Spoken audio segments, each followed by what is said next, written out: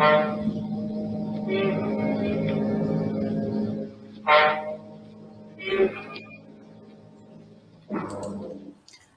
about the price of toilet paper and hand sanitizer? Fed up with the face masks? Want to get away from it all? Foothills Community Players offers you Escape.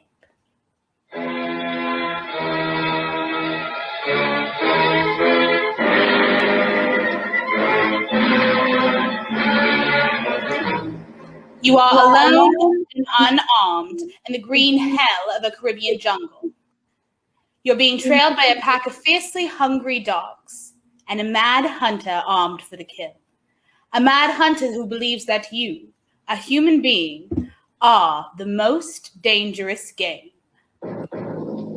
Brought to you all the way from 1947, CBS originally aired the Most Dangerous Game episode of the Escape radio show, which was produced by William N. Robson and adapted for radio by Irvin Gavage. Foothills Community Players is excited and proud to revise this production and offer it to you on this brand new to us medium. FCP's take on this classic tale features the talents of Lisa Howard, Mike McMahan, Allison Parton, and Kevin Teffeteller. Along with getting to watch our talented actors, you'll also get to view our Foley artistry. You'll get to see how sounds are being made by everyday household objects. So buckle in. Escape was carefully planned to free you from the four walls of today, to free you for a half hour of high adventure. And tonight, we escape to an island in the Caribbean and a strange type of sportsmanship. As Richard Connell described it in his unforgettable story, The Most Dangerous Game.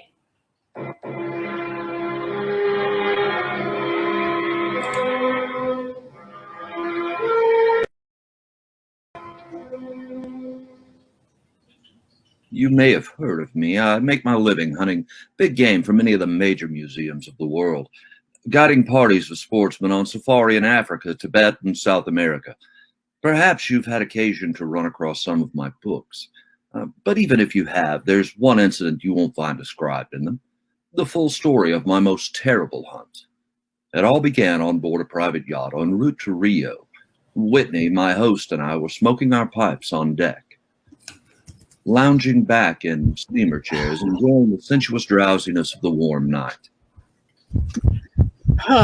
Good dinner, eh? Excellent. Afraid I ate too much, though. Care for some gin rummy? No, I don't care to move. All right. Yeah, there's a rather large island off there to the right somewhere. It's something of a mystery. Oh, really? I didn't know. What island is it? Well, the old charts call it Ship Trap Island. Suggestive name, isn't it? Old sailors have a curious dread of the place, though some superstition.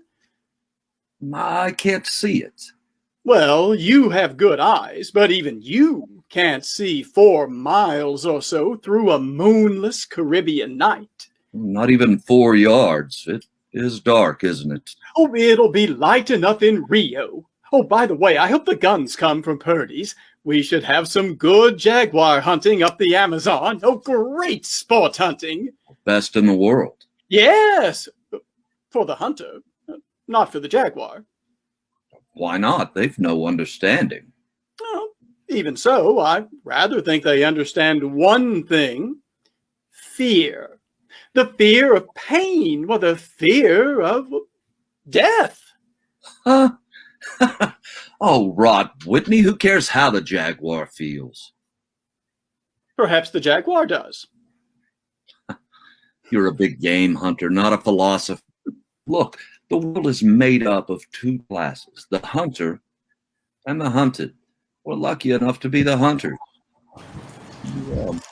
You think we've had... Well, can't tell in the dark, but oh, I hope so.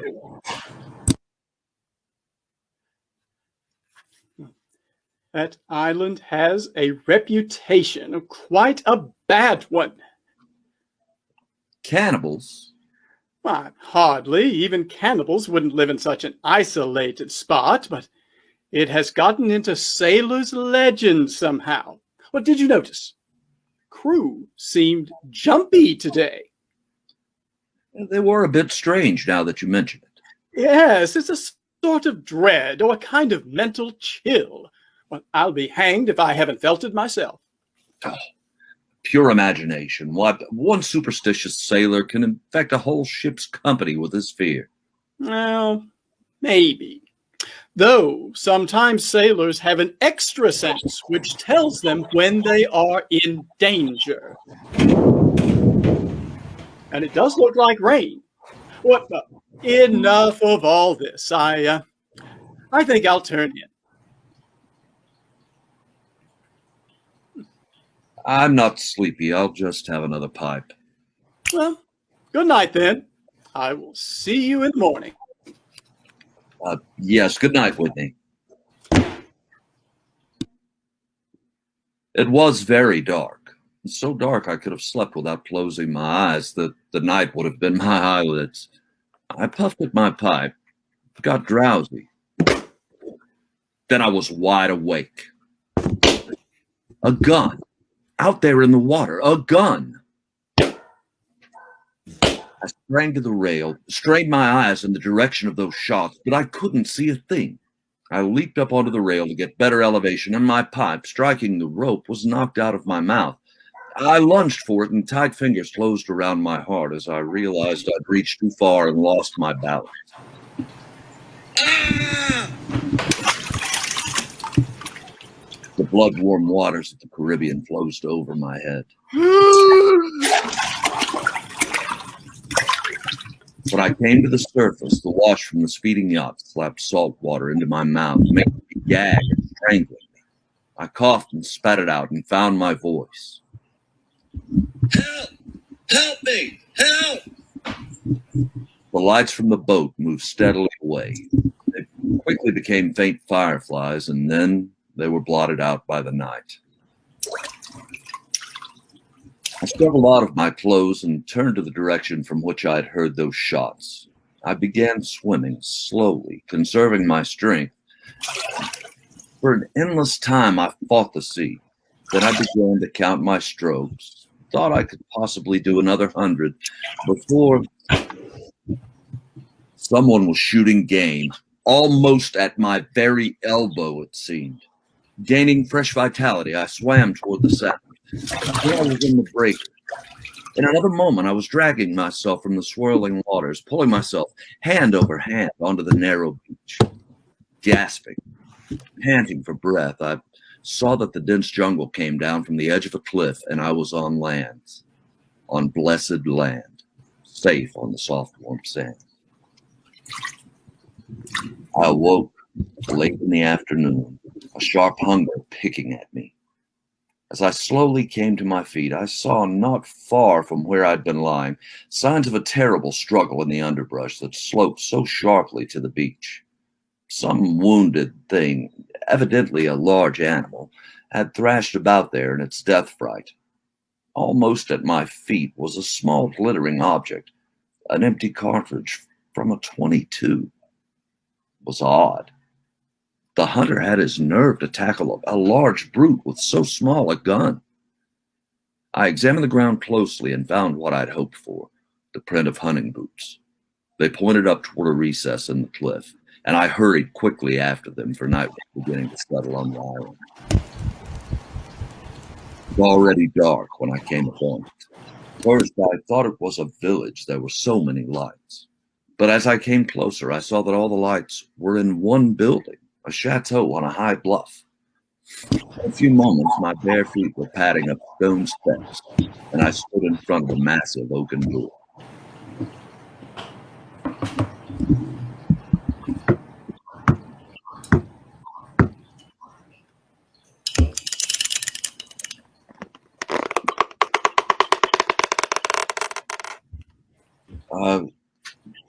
Good evening. Please don't be alarmed. There's no need for that gun. I'm no robber. It sounds silly, but I fell off a yacht. My name is Sanger Rainsford of New York City.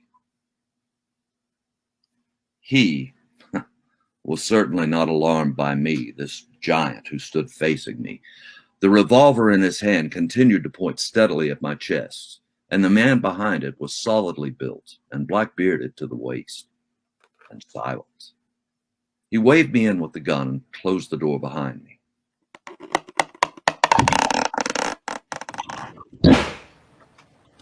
I was in a huge hall, but there was no time to look around. A woman was coming down the broad marble stairs. A statuesque, slender woman in evening clothes. I stepped toward her. I've just been explaining to this chap that I've had an accident. My name is Singer Rainsford. It's a great pleasure and honor to welcome Mr. Rainsford, the celebrated hunter, to my home. Well, thank you. I've read your book on hunting snow leopards in Tibet. I'm General Zaroff. Believe me, General, I'm very happy to see you. All right, Ivan. You can put that gun down. This man is a guest.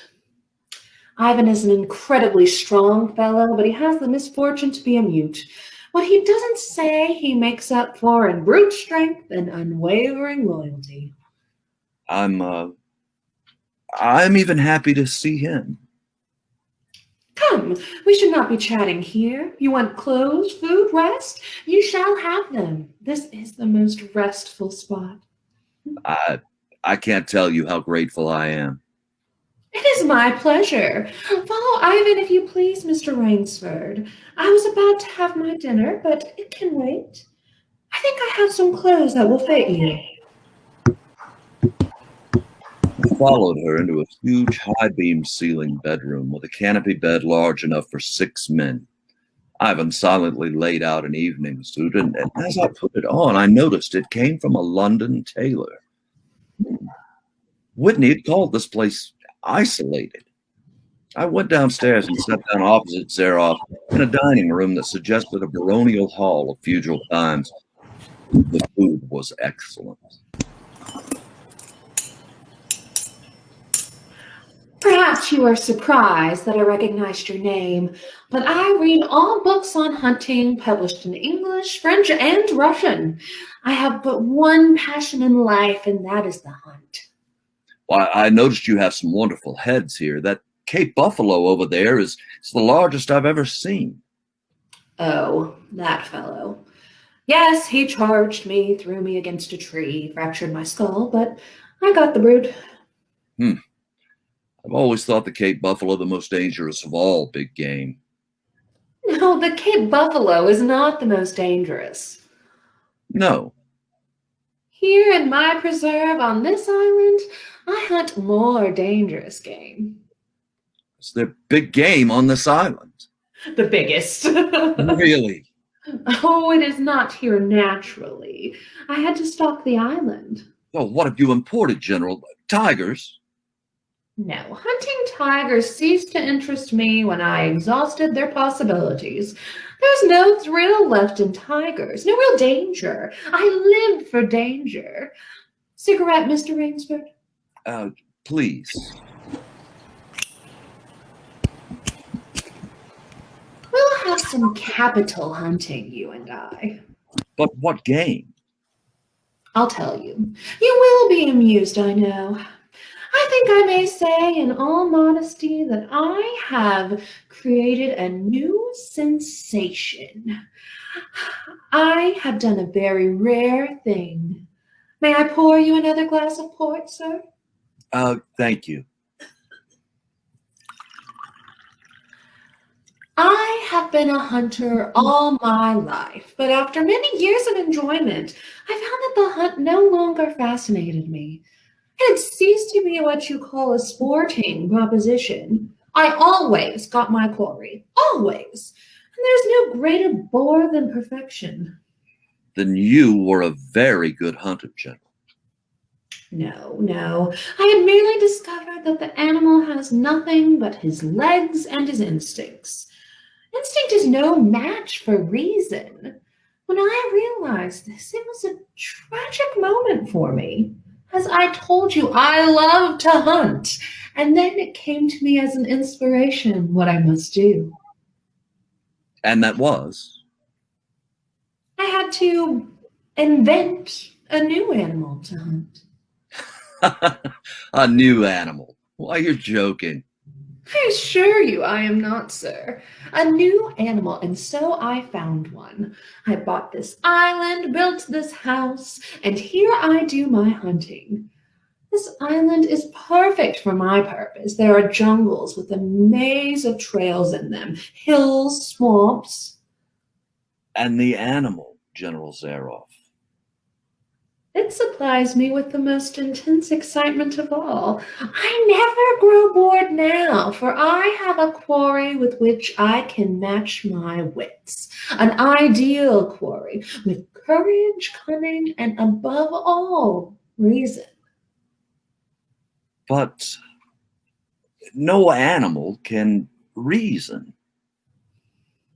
My dear fellow, there is one that can. I can't believe you're serious. Why, this is some grisly joke. Of course I'm serious. I'm speaking of hunting. You're speaking of murder. Surely your experiences with the war did not make me condone cold-blooded murder. I'll wager you forget your notions when you go hunting with me. Why, you have a genuine new thrill in store for you, Mr. Rainsford. Thank you. I'm a hunter, not a murderer. Oh, dear me, that unfortunate word again. But I hunt the scum of the earth. Sailors from tramp ships, mongrels, lascars. Where do you get them? This island is called Trap. There is a row of lights out there on the reef which indicate a channel where there is none, only rocks. I control the lights from my tower. You wreck their ships and then you shoot down the men. But I treat my visitors with every consideration. They get plenty of good food and exercise. They get into splendid physical condition.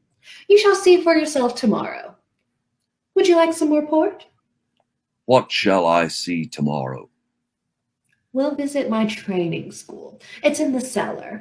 I have about a dozen there now. Sailors, inferior lot, I regret to say. More used to the deck than the jungle.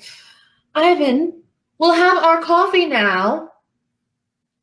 Thick Turkish coffee, Mr. Rainsford. Very good.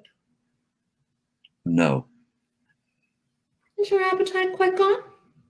No coffee. Thank you. Just one, Ivan. It's a game, you see. I suggest to one of them that we go hunting. I give him 3 hours start. I am to follow armed only with pistol of smallest caliber and range. My quarry eludes me for 3 whole days. He wins the game. If I find him, he loses. And if he refuses to be hunted? Oh, I'd give him the option. If he won't hunt, I'd turn him over to Ivan here. Ivan once served as official executioner to the Tsar, and he has his own ideas of sport. Invariably, they choose the hunt. And if they win? To date, I have not lost. I don't wish you to think me a braggart. One almost did win. Eventually, I had to use the dogs. The dogs? Yes. Just step over here to the door a moment, huh?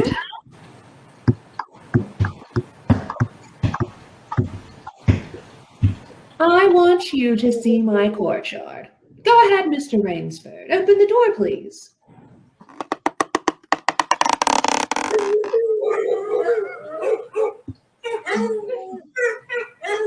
I have a dozen, as you can see.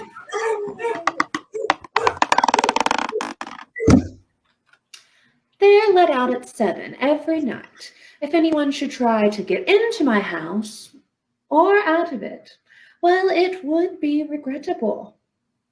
And now I want to show you my new collection of heads. Will you come with me to the library?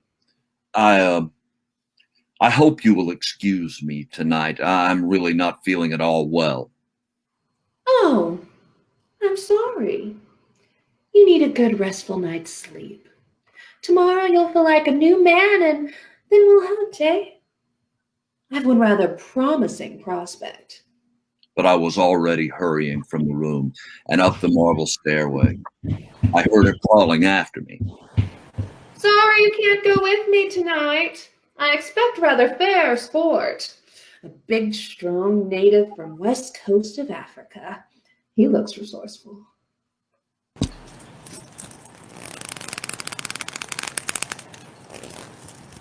The bed was good. I was tired, but I didn't sleep. I didn't toss or turn. I didn't move. I just lay rigidly in one spot, my eyes on the ceiling, my arms tight against my side, my breathing slow and heavy, my mind empty, waiting. The inky black was just beginning to dissolve. A thin line of gray was just beginning to seep insidiously into my room. When Zaroff found her quarry. Then I suppose I slept.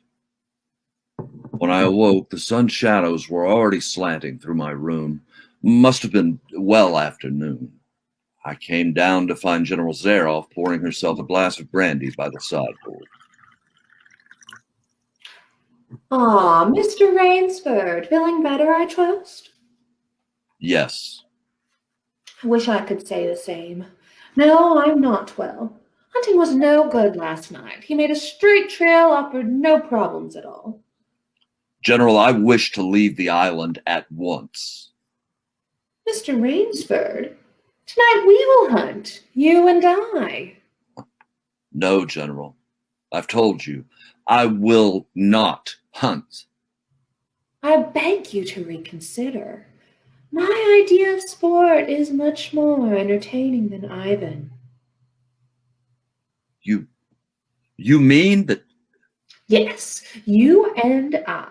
It's really an inspiration, a foe worthy of my steel at last. Oh, you'll find this game worth playing, Rainsford. Your brain against mine, your woodcraft against mine, your strength and stamina against mine. And if I win? If I do not find you by midnight of the third day, then I'm defeated. My sloop will place you on the mainland near a town. Oh, you can trust me. I give you my word as a lady and as a sportsman. Of course, you in turn must agree to say nothing of your visit here. I'll agree to say nothing of the kind. Well, in that case, why discuss it now? 3 days from now, we can chat about it over a bottle of Vitricot, unless... And listen, Rainsford, Ivan will supply you with hunting clothes, food, and knife. I suggest you wear moccasins. They leave a poorer trail. I suggest, too, you avoid the big swamp in the southeast corner of the island. There's quicksand there. And now you'll want to start, no doubt. I shall not follow until dusk. Hunting at night is so much more exciting than by day, don't you think, Mr. Rainsford? Good hunting. I kept telling myself through clenched teeth that I had to keep my head. Keep my head. My first idea had been to put distance between myself and Zaroff, so I plunged into the jungle in a blind panic. Before long, I shook it off and stopped. Straight flight was futile. It would only bring me out to the sea. Then I hit upon the idea of giving her a trail to follow. I would begin our dangerous game by playing the fox. For more than 2 hours, I went through the trackless wilderness, executing a series of intricate loops, doubling again and again on my trail. Night found me leg weary, with hands and face lashed by the branches. Needed rest badly, and having played the fox, I decided now to play the cat. I climbed into the heavy branches of a huge tree. An apprehensive night crawled slowly by with a wounded snake. Then at dawning, a startled bird suddenly screamed. I flattened against a bough. Through a screen of leaves as thick as a tapestry, I saw the general. She came slowly, her eyes fixed on the ground. Almost beneath my tree, she paused and went down on one knee, studying the ground. I would have gone for her, leaping the way a panther does, except for the small automatic in her right hand. After a seeming endless time, she came back to her feet. Her eyes left the ground and traveled inch by inch up the tree. I froze, every muscle tensed for a spring, and the hunter's eyes stopped just before they reached the limb on which I lay. A slow smile spread over her face. Oh, Rainsford, where can you have gone? Wherever are you, you clever dog? I think we must go home and lie down a bit to think this over. The pent-up air burst hotly from my lungs as she turned back and disappeared. So the general was playing a game with me, was saving me for another day's sport. Zaroff was the cat, and I was the mouse. In that moment, I knew the real meaning of terror. I slipped from the tree and set off into the woods. I'd only gone a few hundred yards when I found a huge dead tree leaning against a smaller living one. I pulled my knife from its sheath and set to work. When the job was finished, I threw myself down behind a log 100 feet away. How long I waited, I don't know. It seemed like days. It was probably only a few hours. Then she was coming again with the sureness of a bloodhound. Nothing escaped those searching dark eyes. No crushed blade of grass, no bent twig, no mark, however faint in the moss. She was so intent on her stalking that she was upon the thing before she saw it, her foot touching the protruding branch that was the trigger.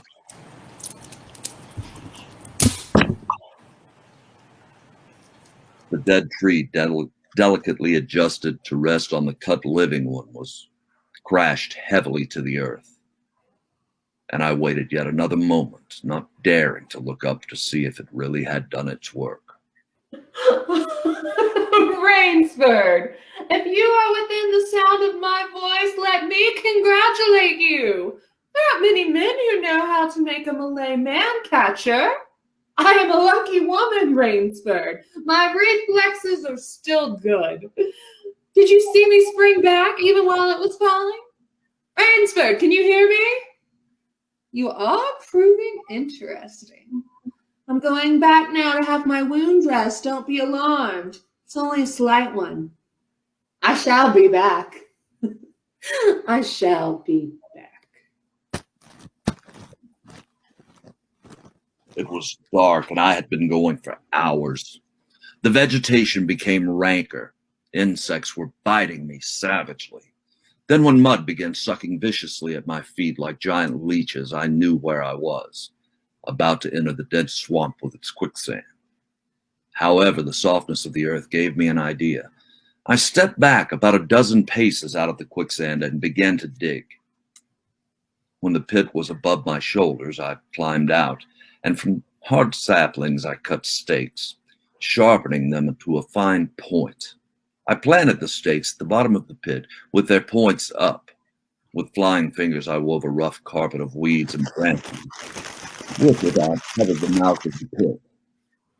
Then, wet with sweat and aching with tiredness, I crouched behind a stump of a lightning-blasted tree. I heard the padding sound of feet on soft earth, and I knew she was coming. The night wind brought me the perfume of the general's black cigarette. Though I could see nothing, it seemed to me that she was coming with an unusual swiftness, that she was not feeling her way along foot by foot. In one brief moment, I lived an entire year. Then I heard the sharp crackle of breaking branches as the cover of the pit gave way.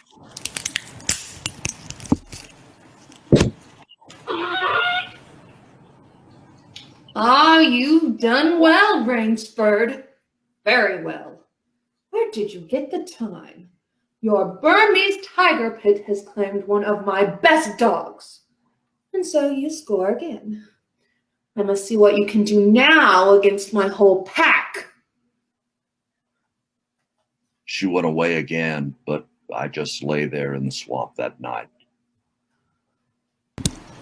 At daybreak, I was awakened by a distant sound, faint, wavering, the baying of a pack of hounds.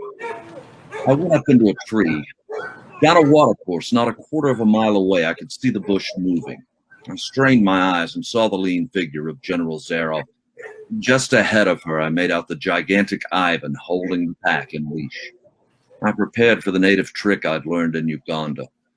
I slipped from the tree, caught hold of a springy young sapling, and to it fastened my knife. Its blade pointed down the trail. With a bit of a wild grapevine, I tied back the sapling and ran for my life. The hounds at the fresh scent and raised their voices. I knew how an animal at bay must feel. Even as I ran, the clamor of the hounds suddenly ceased, and with it, my heart stopped, for that meant they had reached the knife. I climbed excitedly up a tree and looked back, and hope died in my brain. The general was still on her feet. Ivan, however, was not. The knife, driven by the recoil of the springing tree, had done its work. The dog took a quiet hand, and I was on the ground once more. Nerve, nerve, I panted the words over and over as I fled headlong. A blue gap showed through the trees dead ahead. I forced myself up on towards the gap and reached the sea. It lay 20 feet below me, rumbling and hissing. I stood a moment, poised over the edge. I heard the hounds. I knew it was the end. Then I leaped far out into the water.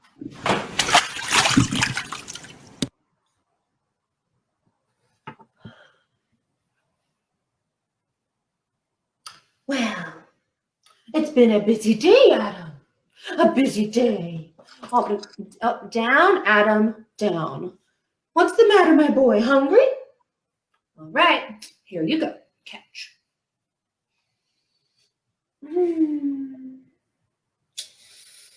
Quite a day.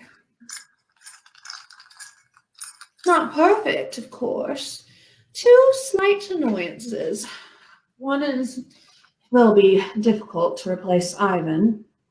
And the other, well, our quarry escaped us, didn't he, Adam? Didn't he? And of course, he really didn't play the game. So we won't count it. We won't count it at all. All right, my boy. That's enough for now.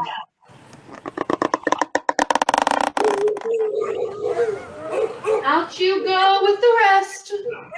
Better luck next time.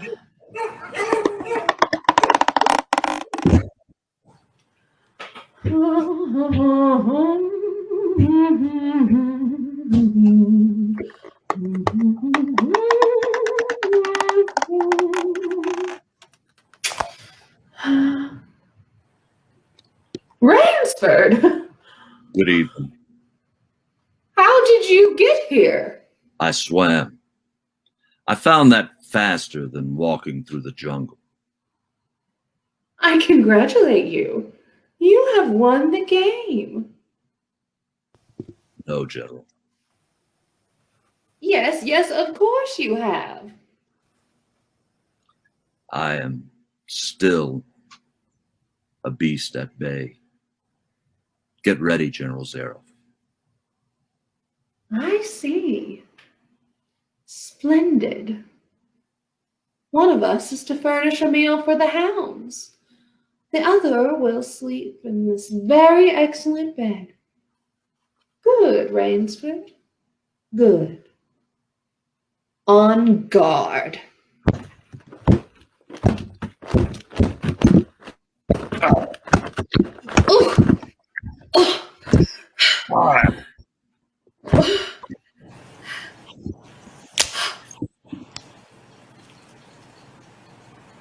General was right. Never before in my life had I slept in a finer bed.